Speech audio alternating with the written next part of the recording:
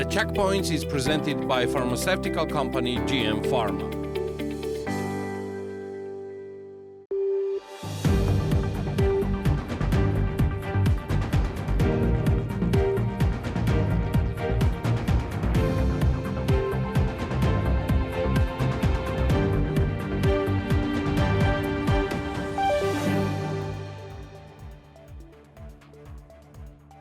The Voice of America Georgian service reported that the U.S. State Department and U.S. Treasury are preparing a package of sanctions against Bidzina Ivanishvili, founder and honorary chairperson of the ruling Georgian Dream Party.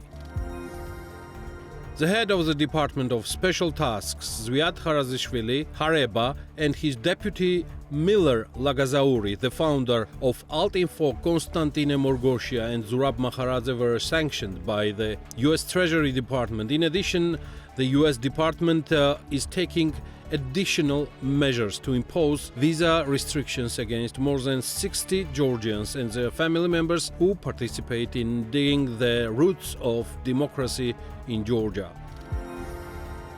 Andrew Jewell, resident representative for Georgia at the International Monetary Fund, told the Checkpoints that under its mandate, IMF staff does not assess compliance with international sanctions and staff may not advise the authorities on whether to comply or not with international sanctions. We may assess the macroeconomic and financial implications of sanctions, compliance or non-compliance, and advise countries to make measures to mitigate the risks.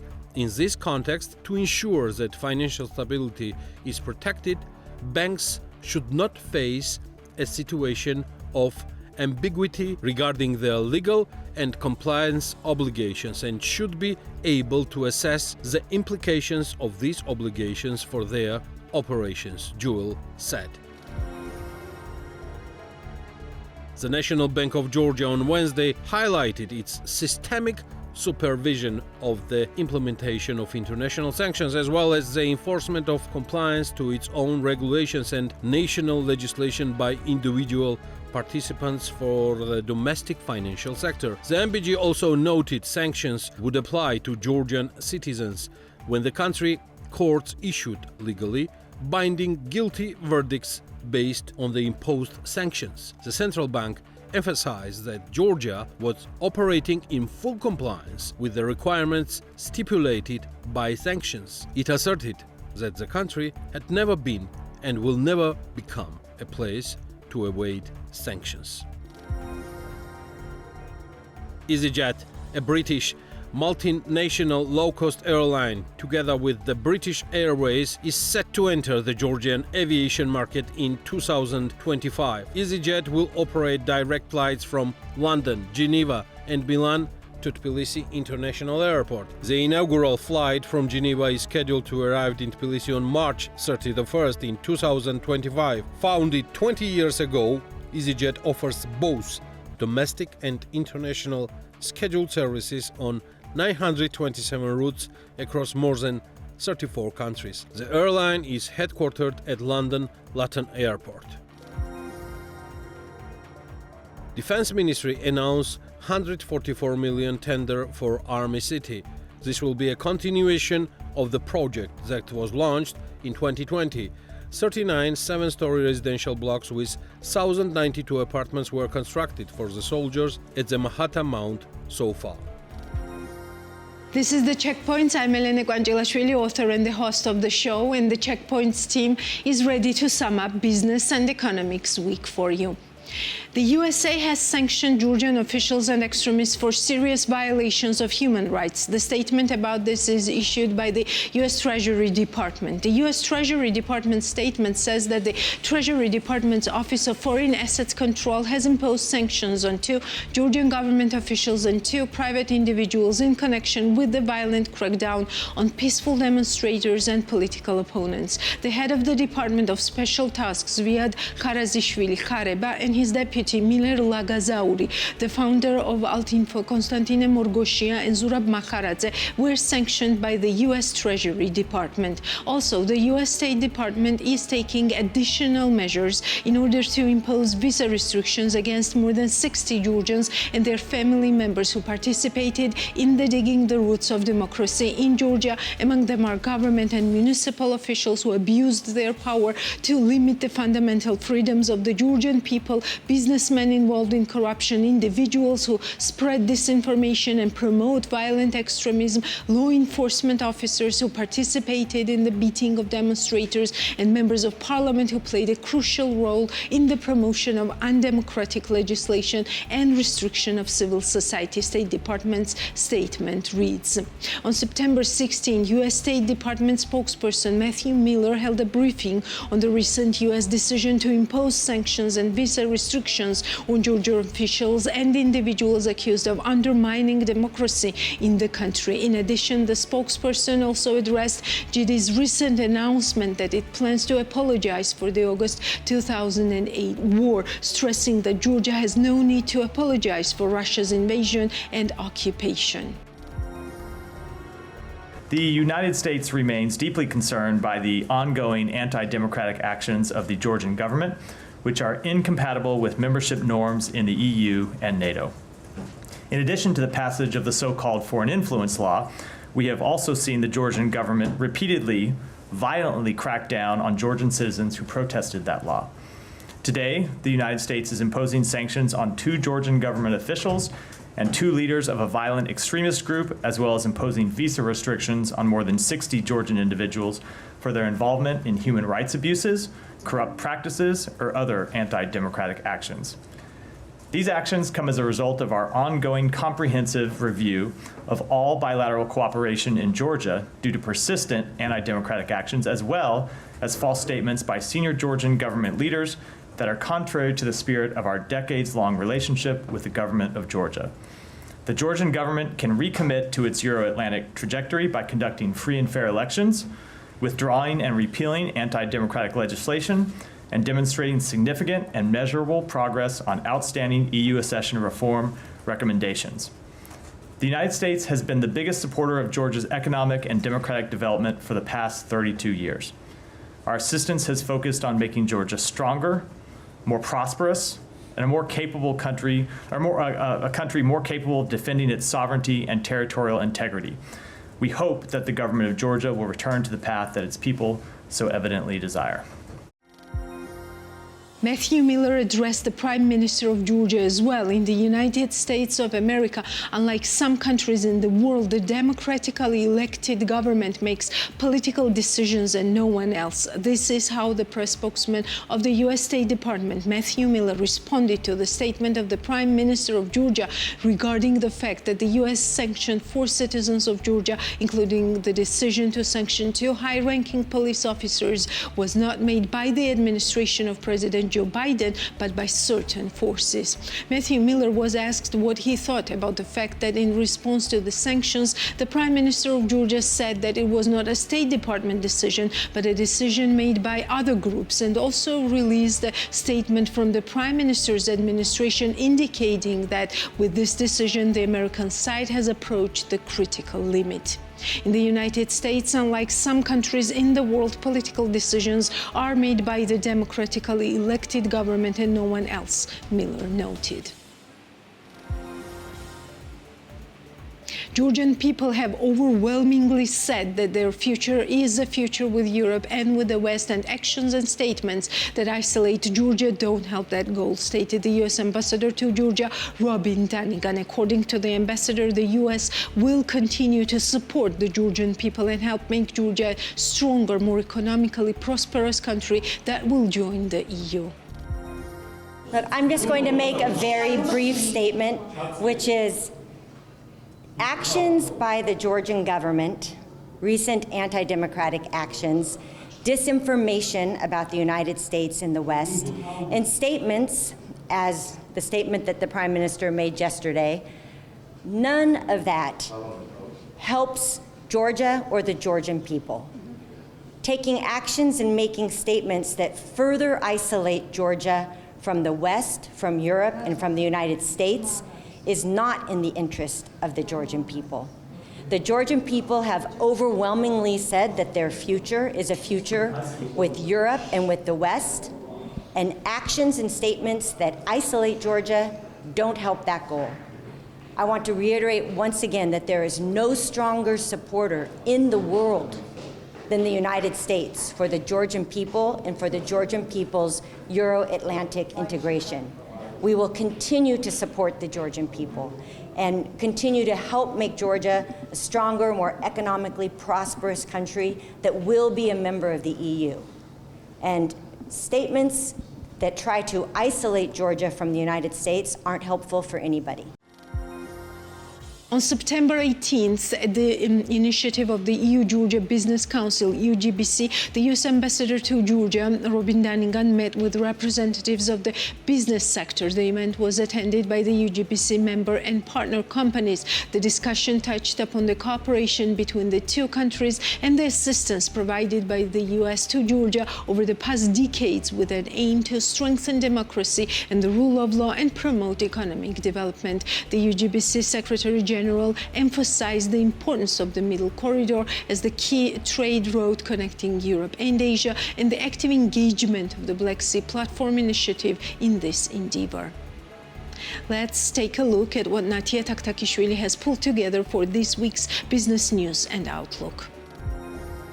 Company Aversi plans to develop a new multifunctional medical, educational and commercial facility on Qazbegi Avenue, where the infectious disease hospital is located now. Aversi has already applied to the Agency of Transport and Urban Development. According to the document, the project provides setting up 3 buildings. The first 35-story building will include a medical complex, a hotel for medical tourists and administrative part of the company. The second 6-story building will be a hospital, while the third 10-story building will be a university and campus for students. But Kurtanidze, the founder of pharmaceutical company Aversi, told BMDG a few months ago that the area of the Aversi building where the infectious disease hospital has been functioning until now would be used only for medical purposes after its transfer to the new building.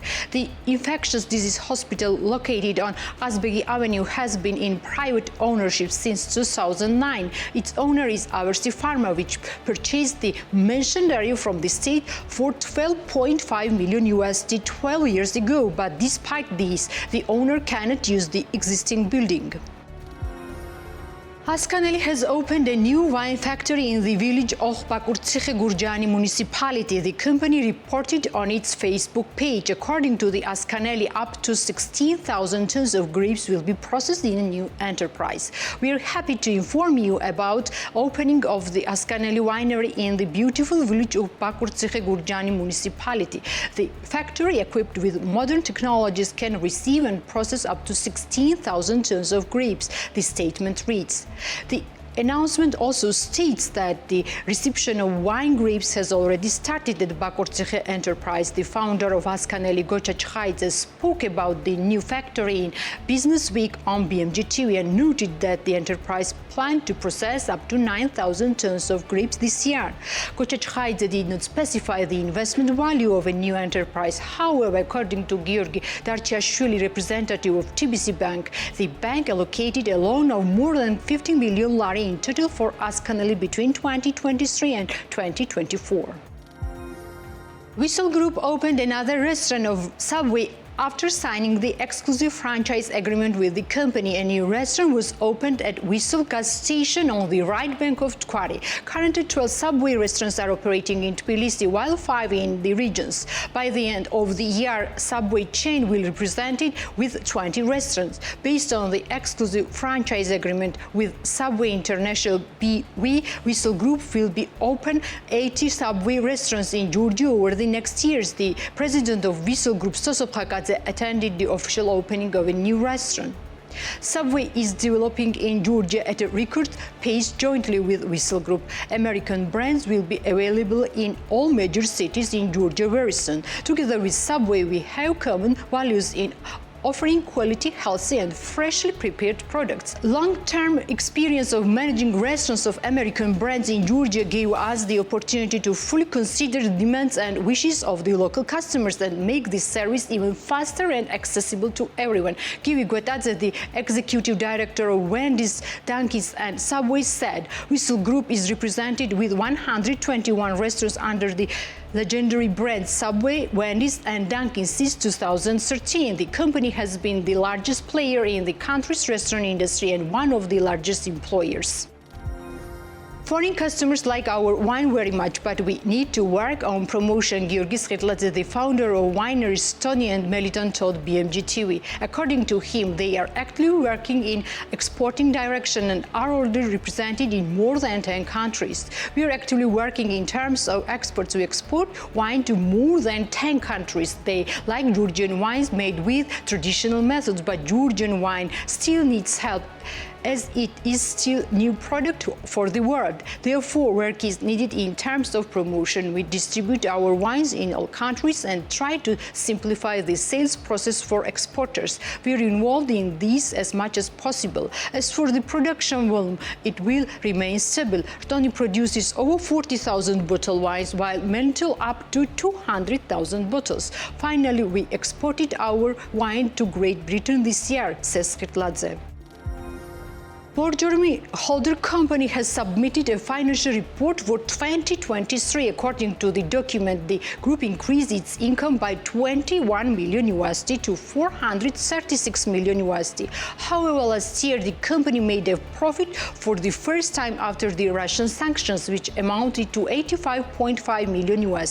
Borjomi Mineral Water is part of International Holding, and its holder company, Risa Investment Limited, is registered in Cyprus. The group produces fresh and mineral waters of Borjomi, Likani, Bakuriani, Svetloy Istochnik, and Moroshinsky. According to the report submitted to the Russian Financial Regulation, its main source of revenue during 2023 was sale to the Russian Federation, which amounted to $300 million.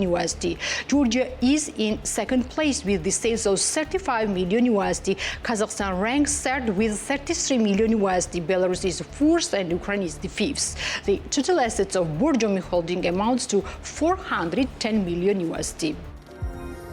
Baya Buladze, the founder of Bayaz Wine, declares that Northern European countries are actively interested in company's product, which helps them to develop on the exporting markets. Export is a very important and encouraging part of our winemaking. Denmark is one of the last countries that joined our exporting markets, and I would like to point out that the countries of Central and Eastern Europe are particularly actively interested in our wines, which is very gratifying, says Baya Buladze. Along with Denmark, China joined the exporting markets of Bayaz Wine. The founder of the company notes that about 600 bottles of different types have been sent to Denmark and 1,200 bottles to China.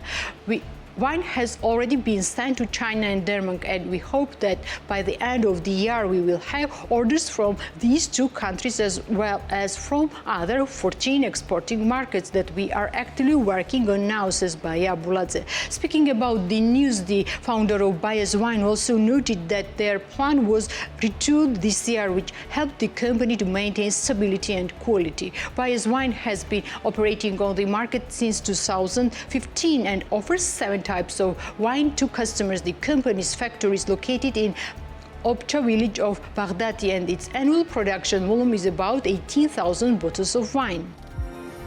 Revaz Vashakidze, founder of poultry company Chirina, declares that the company plans to produce sausages, nuggets, and other products this year.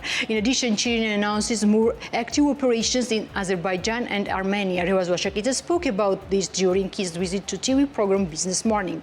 This year, we finished the investment project. The company built a meat processing plant, and now we can produce 27,000 tons of chicken. The company still has big plans. This applies to the production of sausages, nuggets, and many other products. In the next 2 years, we want to sell our products on foreign markets, which will increase the profitability of our company. Chirina plans to enter Armenia as well as Azerbaijan. We want to export these products not only to the European Union but also Asia, says Alexios Revas-Vashakidze. Chirna is one of the largest agricultural enterprises in Georgia. The company has been operating on the market since 2010 and for this period managed to establish itself as leading food producing company in the country. Development company Next will build a new complex in Old Batumi. The new project Next Downtown is a residential complex inspired by the centuries-old heritage of the country, creating an environment that feels like traveling back into old times. The project is distinguished by the historical facade. The exterior will have stained glass windows and modern elements, thus emphasizing the intersection of European and Georgian styles. The exclusive residential complex includes a limited number of apartments. Next Downtown features premium infrastructure, commercial spaces, and a common terrace. The construction of the project will be completed in 2026. Next Downtown is the first project in Batumi which will not only bring new life to the historical district of the city, but also restore its cultural significance and demonstrate one of the main values of Next, which serves to create a better future based on the past experience. Georgian startups and companies are expanding internationally faster than ever, with an increasing number of venture investors entering the Georgian market, signaling the continuous development of the Georgian startup ecosystem. Startup Grind Tbilisi has been selected as one of the network's 20 flagship chapters. The hosts of BMG's Tech Inform, Georgi Aronia and Georgi Tolordava, discussed this success with the chapter director of Startup Grind Tbilisi, Colin Donahue. Colin, hi. Let's start our interview with the exclusive that Startup Grind Tbilisi has been named as one of 20 flagship chapters within Startup Grind ecosystem. What does this mean for Georgian startup ecosystem? Well, I think it's a reminder of the role that the Tbilisi chapter and now the Batumi chapter have in the Startup Grind global ecosystem. We are one of the most famous chapters in the world. And in 2019, we were the most successful chapter in the world with the big conference here, so on and so forth. So there's a lot of interest globally that we've created.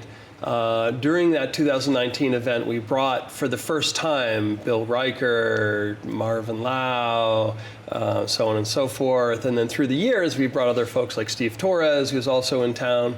And we've really built bridges with Silicon Valley. And now we're building bridges more into the East.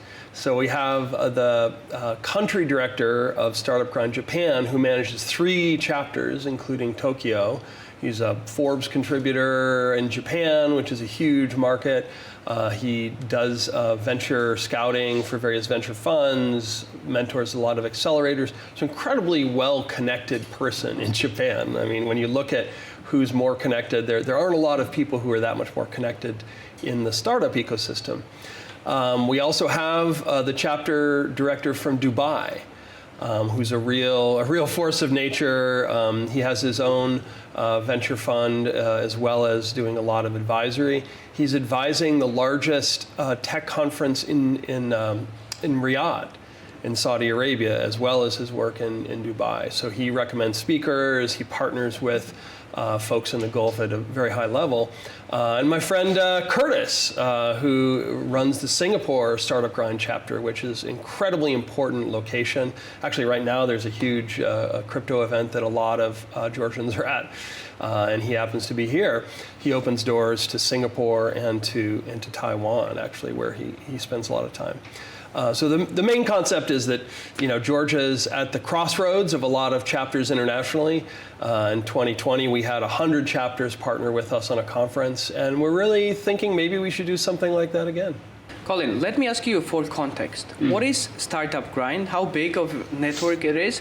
And could you bring an example of how Startup Grind contributed to development of, in general, startup ecosystem, be it in the US where it was founded or all around the world? Sure. Yeah, so Startup Grind is the largest global network of startups in the world. I mean, there is no larger startup network. At its height, I think there were 600 chapters. I don't know now, maybe 500 or something after COVID. But things are again increasing. So it's really sort of a global network and a global community. because it's not just a transactional thing where people are all hustling and trying to like take advantage of people. It's more about creating an openness where you learn about people, you find how you can help them, and they're the three key values, right? There's help others, give first, and make friends. And so we've seen that this is a driving force between international partnerships, right? I mean, you have, for example, the chapter, or the country lead in Israel works with folks, you know, in different Arabic countries, right? And they're building bridges. They're bringing people together. There's a lot of work also on connecting founders with investors, with markets, so on and so forth. But it's really about taking the time to build relationships, get to know each other, build trust, and then take action. And so we've had some nice successes from Georgia. I mean, you may remember that the Pulsar met their co-founder when we brought them to Startup Grind. Fubber got Eugene, who was one of the early people at WhatsApp, as angel investor as a result of those relationships. There were folks who made connections in London as well. So there are a number of tangible investment relationships and market-driven relationships that are there. But I believe that the potential is really under-leveraged. It's underdeveloped, right? Because there's this incredible network, but right now, people aren't engaging with those chapters in the different cities when they go to the US. They're not engaging with London and Dubai and these different places. So I think that there's a way to increase the reach of Georgian founders internationally if we can embrace the potential of the network. Colin, let's talk about Startup Grind's presence in Georgia. We already touched upon the details, but I want to ask you specifically about the case of Pulsar AI, because it was the biggest and the first Georgian exit, and how I remember it, then it always, of course, began in Georgia, but then the main connections happened on a Startup Grind event in the US as well. And so, because the founders met some important investors there. Could you recount the story and tell me what role did the Startup Grind play in all of that? Sure. Yeah, I mean, we talk a lot about Pulsar, and you know, there are a lot of factors. There was a small piece that we played. Basically, the thing about Startup Grind is it inspired a Georgian group to go there. So, you know, Gio Tukashvili, who many people know, and Nicholas Gogachuri, and Nika Abashidze from Karu. So a number of people went on this first trip. And so the Startup Grind general event was important, but also doing a side event where we connected with Georgian diaspora, Georgians in the Bay Area who are like serious investors or entrepreneurs. And at the time, there was a guy who had just raised $50 million from Goldman Sachs for his startup, which was valued in the hundreds of millions of dollars. And a friend of a friend got him to come, basically brought him to the Airbnb where we were to meet the startups and so on and so forth. And there were some great people there. Zaza Paciuli was there, and he met the Pulsar guys and the other folks. So it's partly the event itself, and then it's partly gathering small groups of people together around that, right? And so like now, we have different people who are in Georgia for different things. So like John from Japan is going to DataFest, Stephen Torres is going to Irakli Abashidze's thing. So there are different people who are in town, and then what we like to do is just get serious people together to spend some time, get to know each other, and work together. So it's really, Startup Grind creates an excuse for folks to connect and have that good feeling of community, I think. Colin, as we know, other chapter directors are visiting Georgia currently, and there was also an event held recently. Which were main subjects and themes of this event, and how would you evaluate it? Yeah. Well, one big piece of what we wanted to share was inspired by my friend Curtis, who's worked with startups a lot on international marketing and fundraising. And he really likes to emphasize the importance of story. Like when you do a pitch, you're not making a legal case with data, right?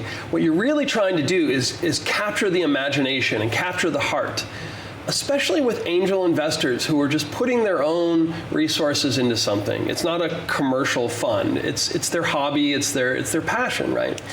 Often you need to inspire them to want to go on this journey with you. And that's really what motivates them. They may not be sophisticated about the numbers. Venture math is very difficult for people to get a handle on. So you really need to capture their imagination and their hearts and want them to want to be with you on the journey. One of the other things was just talking about the different ecosystems, because there are so many things going on right now in Singapore. And it's a very important place for Georgian startups to know about, not just Silicon Valley, not just London, but it's important for people to have a map of what are the hot spots and what's good for different things. So Singapore is very important. Dubai, so close. So close. I mean, we had an event just a few weeks ago in Batumi. We had 3 investors from Dubai just popped over to learn from some of the Silicon Valley VCs we brought to town, and they want to come back, right? And so I think it's very easy to develop these relationships with folks when you can host them and when you can go visit them at their places.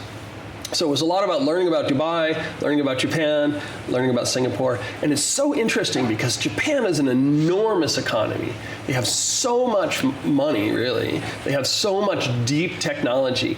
But the entrepreneurship spirit is not the same. And so Georgia, even though there's not the money, even though there's not the deep technology, the spirit and the hustle and the creativity, that is a place where Georgians and Japanese, maybe there's some synergies, right? Maybe you have a CTO who's a Japanese scientist, and maybe you have the marketing person as a Georgian person who can paint the picture, tell the story, inspire people to be part of it. I don't know. Maybe it'll never happen. Maybe it will happen. But I think just exploring the needs of different ecosystems. And there's a founder who I really like, David Khosroshvili, who's had maybe no big sort of startup things, but he's had a number of different companies. And I interviewed him for Startup Grind years and years ago. And the thing that for him that was his breakthrough and his recommendation is get on a plane. Him getting on a plane and going to Chile changed his mindset. It opened up connections, it opened up his world. And so I think founders, especially who haven't worked overseas or lived overseas, very, very important to just show up in different places and feel the air and feel the way the world is different. Because you want to be a global founder, you have to develop this perspective, this global perspective. Well, let's talk about recent developments and in particular Startup World Cup, where Tel Agri was crowned as a winner. How would you evaluate this situation, and what does this mean for Georgia? We've done this for several years, I think maybe 5 years total. The first ones, it was not very strong competition. This year was extremely strong competition. The last 5 competitors were almost at the same level, which was a very high level. The judges were very impressed. So I think with Anuki's success internationally, last year the competitor made it to the finals, the world finals, top 10. I think we are really building a reputation among these hundreds of investors and other people in Silicon Valley as a place to watch. Thanks a lot. Thank you for your time and for the interesting interview. Yeah, my pleasure. And on to some main economic trends in our short overview. Andrew Jewell, resident representative for Georgia at International Monetary Fund, declares that banks should not face a situation of ambiguity regarding their legal and compliance obligations and should be clearly able to assess the implications of these obligations for their operations. The National Bank of Georgia on Wednesday highlighted its systematic supervision of implementation of international sanctions as well as the enforcement of compliance to its own regulations and national legislation by individual participants of domestic financial sector. The central bank emphasized that Georgia was operating in full compliance with the requirements stipulated by sanctions and asserted that the country had never been and will never become a place to evade sanctions. As we have said before, under its mandate, IMF staff does not assess compliance with international sanctions, and staff may not advise the authorities on whether to comply or not with international sanctions. We, of course, may assess the macroeconomic and financial implication of sanctions compliance or non-compliance and advise countries to take measures to mitigate the risk. In this context, in order to ensure that financial stability is protected, banks should not face a situation of ambiguity regarding their legal and compliance obligations and should be clearly able to assess the implications of these obligations for their operations. Andrew Jewell, resident representative for Georgia at International Monetary Fund, said on September 16, U.S. Department of the State Treasury sanctioned to Georgian officials head of Ministry of Internal Affairs Special Task Department Sued Kharazishvili and his deputy Milari Lagazauri, as well as two other, Konstantin Morgoshia and Zurab Makharadze. The U.S. State Department also imposed visa restrictions on more than 60 Georgian individuals and their family members responsible for or complicit in undermining democracy in Georgia. Our primary task is to sustain a high economic growth rate for which all necessary conditions are in place. It's crucial to address the current situation in the country, stated Irakli Kobakhidze, Prime Minister of Georgia, during a business association conference. Kobakhidze highlighted the positive dynamics of economic growth over the past 4 years, reflecting on the challenges faced since 2012. Unemployment has dramatically improved from 21.9% in early 2021 to 3.7% in the second quarter of 2024. During this time, we created 146,000 new jobs. Wage has risen from 1,200 lari to over 2,000 lari. These figures reflect the success of our economic growth strategy, Kobakhidze stated. He further mentioned the country's positive dynamics in fiscal consolidation, noting 12.5% increase in production output and a 10.3% rise in foreign direct investment. Fiscal metrics such as foreign debt, inflation, the current account deficit, and the budget deficit are all below target levels, providing a strong foundation for sustained economic growth, he added.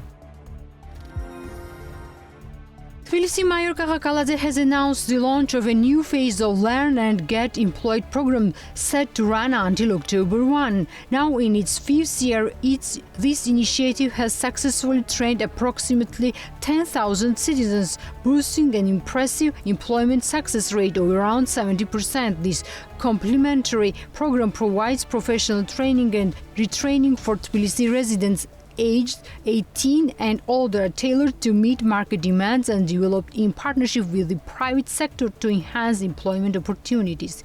In this phase, up to 1,000 participants will receive training in roughly 60 specialists: construction, engineering, information technology, tourism, healthcare, and finance specializations. 11 new fields have also been introduced, including training in solar system installation, artificial intelligence tools, and fitness instructors. Training will be delivered through a combination of theoretical and practical approaches, available both online and on-site, with durations ranging from 1 to 7 months. Participants can access the programs through various colleges in Tbilisi, including Gildani Vocational Training Center and Spectrum. In quarter 2 2024, the nominal gross domestic product amounted to 22 million lari. The real GDP increased by 9.6% year-on-year, while GDP deflator percentage change equaled to 2.5%, according to the National Statistics Office of Georgia. As of the document, significant contribution to the real GDP growth in quarter 2 2024 is related to increase of value added of the following activities: wholesale and retail trade, repair of motor vehicles and motorcycles, accommodation and food service activities, education, manufacturing, construction, transportation, and storage. A decrease in the real value added occurred in electricity, gas, steam, and air conditioning supply, other service activities. The largest share in GDP by activity is held by trade and real estate activities, followed by manufacturing, construction, public administration, agriculture, forestry and fishing, education, transportation and storage. During a panel discussion at Georgian Business Association's conference in Tbilisi, First Vice Prime Minister and Minister of Economic and Sustainable Development Levan Davitashvili emphasized the government's commitment to enhancing transparent and logistic infrastructure, transport and logistic infrastructure. He highlighted significant advancements in this area, identified key flagship projects that are expected to transform the country's development. These projects include the Anaklia Port Project, railway modernization, the East-West Expressway, the Black Sea Submarine Cable Project, and further logistic infrastructure initiatives. These efforts will not only sustain positive trends in the warehousing sector but yield significant results, Davitashvili stated. He also pointed out the importance of New Tbilisi International Airport, which aims to meet rising demands in the tourist sector. Davitashvili noted the emergence of new service sector contributing to economic growth, particularly in information technology, which saw nearly $800 million in exports in 2023. He expressed optimism that this figure would surpass $1 billion this year. This sector has unique dynamics and is knowledge-driven, essential for strengthening the country across various areas, he said. The government has taken significant steps to enhance accessibility to oncology services, a trend that should continue, stated Georgia's Minister of Health Mikhail Sarjoladze during the presentation of report on accessibility to oncology service in Georgia. According to Minister, funding for oncology services has increased fivefold in recent years, reaching hundreds of millions of lari. This trend must persist until every patient is satisfied with received care. The current trajectory is promising, and our efforts aim to ensure that economic growth benefits the social projects we value. I am particularly pleased that today's presentation coincides with World Patient Safety Day. He emphasized in the realm of oncology, the safety, interest, health and lives of patients are of utmost importance. World Patient Safety Day, observed annually on September 17, was established by the World Health Organization. Mariam Krivishvili, Deputy Economy Minister of Georgia, on Thursday said the entry of EasyJet, a British budget airline set to launch direct flights from London, Geneva and Milan to Tbilisi in 2025, signified a great recognition of country and was a particularly important message for the European tourist market.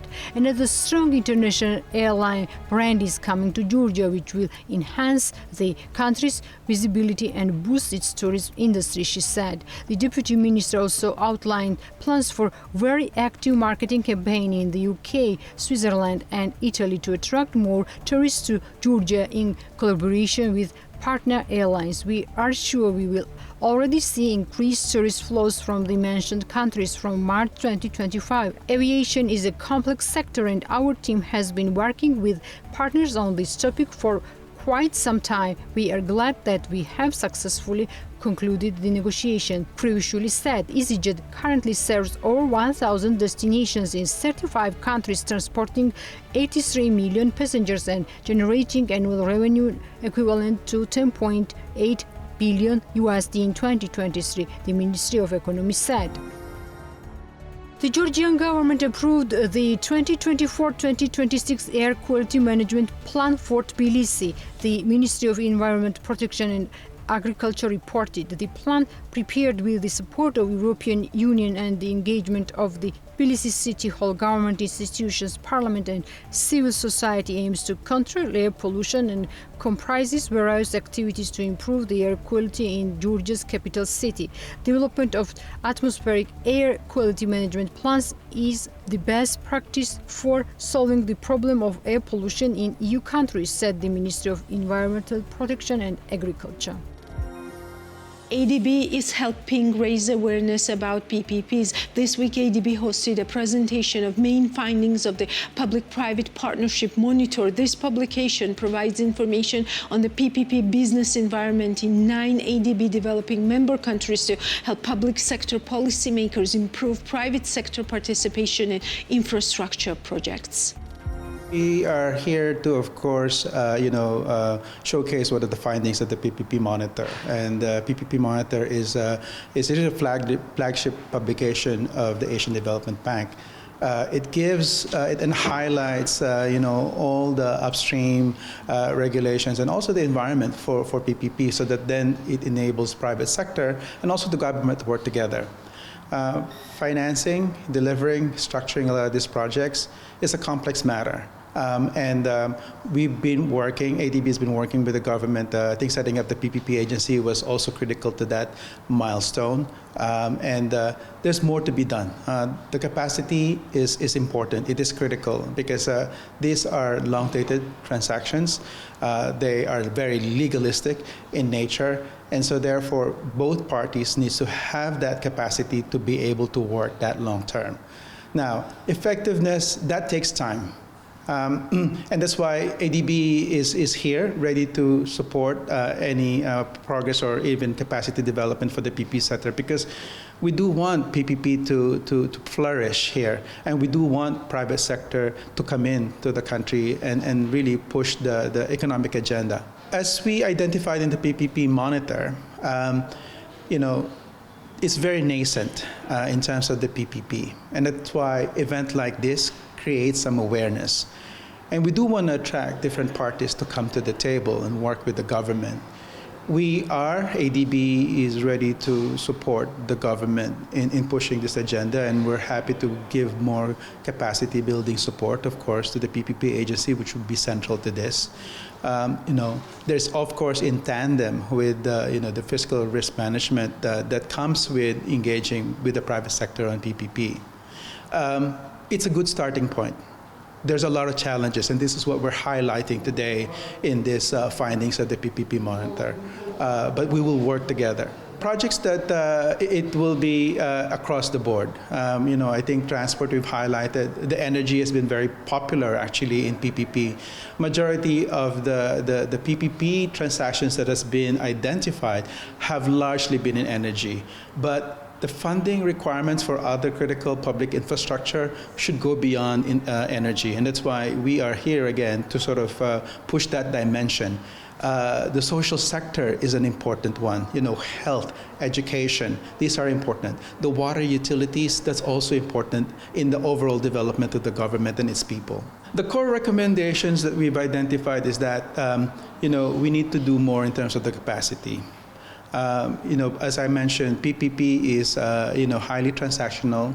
It is a very long-dated engagement. So therefore, the capacity to put together transactions, the capacity to understand what are the risks involved, and overall how we can drive value for money in these transactions, because it just doesn't benefit the two parties, but I think in the end it's the people that benefits from the delivery of such infrastructure. In October, ADB will hold a specialist training course on PPPs for senior government officials to help address the capacity gaps and contribute towards building a pipeline of projects. ADB is also undertaking a feasibility assessment on affordable housing to explore PPP opportunities, and is also in early discussion with various government agencies to help screen and prepare potential pilot PPP projects. Next week, you will watch an exclusive sit-down interview with Adrian Torres, Director, Special Initiatives and Funds Office of Markets Development and Public-Private Partnership at ADB. Until next Sunday, and of course stay tuned on BM.G for more news and updates in business and economics in Georgia, in the region and beyond.